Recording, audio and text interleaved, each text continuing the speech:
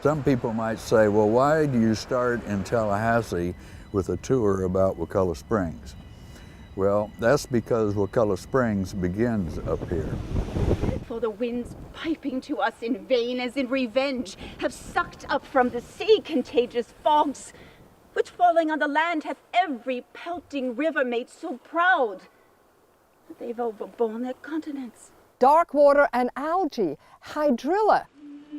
Wakulla Springs has not overborne its continents with water, but with threats to the water. In the last 20 years, this spring has died almost, you know?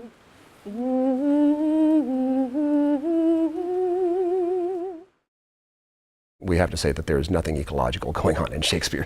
In A Midsummer Night's Dream, Shakespeare describes scenes of ecological havoc that seem to predict global climate change. There is no Darwinian theory, there is no ecology, there is no scientific method yet. The cause of the environmental strife? Marital problems between Oberon and Titania.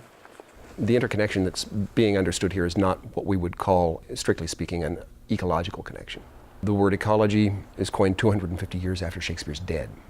You can indeed say that Shakespeare buys into kind of a proto-ecological worldview, a model of the universe of great antiquity that has, by Shakespeare's day, come to be broadly current throughout Europe, a model of the universe to which modern historians of ideas give the name the Great Chain of Being.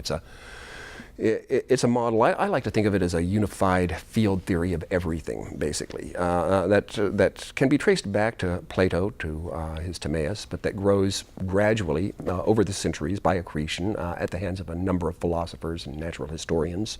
It's gradually Christianized in the process, and it manifestly underlies most of what Shakespeare writes about the organization of the universe. And you get it here as well.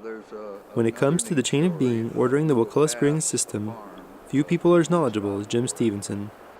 Any sink is vulnerable to pollution. I mean, what it means is the lime rock beneath has dissolved and there's been this collapse, sometimes rapid, sometimes very gradual. Our mission is to really help them protect the water. Madeline Carr is the president of the Friends of Wakulla Springs State Park. Like Jim, she is a passionate advocate for the springs.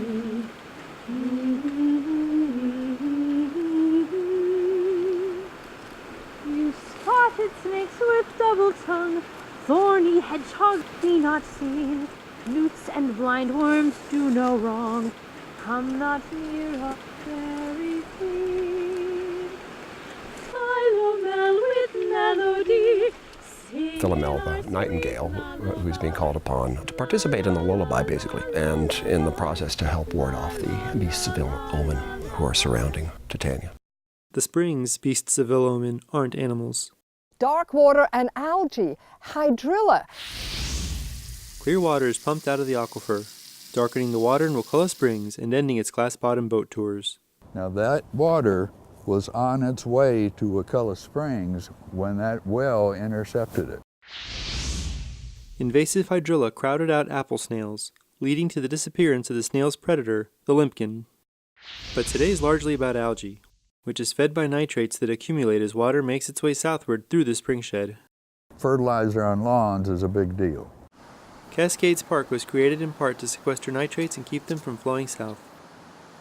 At our next stop, Jim tells us of another important source of nitrates. Now in 2002, a study was done that showed that 57% of the nitrates impacting Wakulla Springs were coming from this wastewater treatment plant.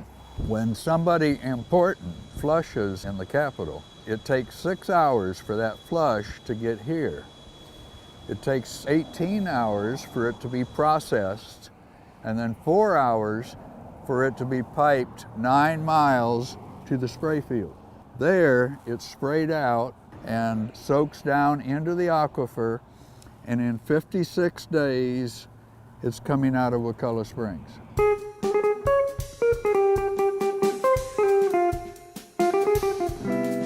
This lake has problems.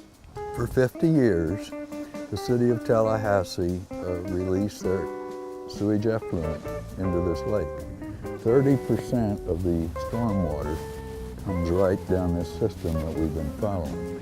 There's all kinds of contaminants in stormwater.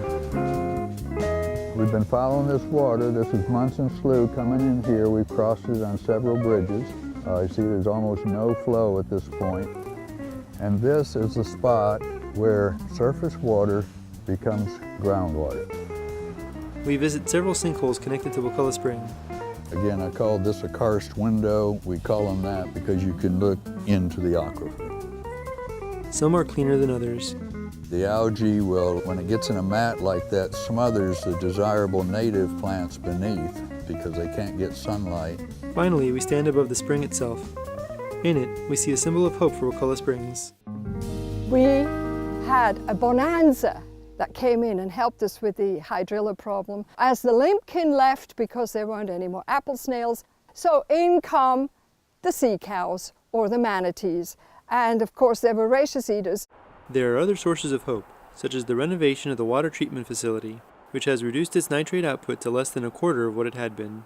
So we're real proud of the city for what they've accomplished. Now this cost $227 million to fix this plant, to upgrade it. This sense that different forms of life, human, fairy, animal, plant, are interrelated, that forms of non-life as well, the seas, the sky, are interrelated. In a broad sense, Shakespeare takes this for granted. What he doesn't have is the science to account for the mechanics of that interrelation, and instead, therefore, he tends to view the interrelation as happening kind of on the emotional level. It is sacred. The springs are sacred. We need to get that through to the people. We need for them to embrace the actual beauty of all of this. And maybe then all our children that we're teaching and my grandchildren that we're teaching this is sort of a hopeful sign that yes, it's going to be here for the next 2 or 3 or 4 generations. Weaving spiders, come not here. Hence, you long-legged spinners, hence. Beetles black, approach not near. Worm nor snail do no offense. At Wakulla Springs, apple snails would do no offense. With luck, more snail eggs like these will repopulate the park and mark the return of the limpkin. I would like to think in an Indian way, a Native American way, that we're doing this for seven generations ahead. 7 generations ahead. It needs to be done. Jim's tour is offered several times a year through Palmetto Expeditions. Proceeds from the tour are donated to the Friends of Wakulla Springs. For more information on either group, visit the websites on your screen.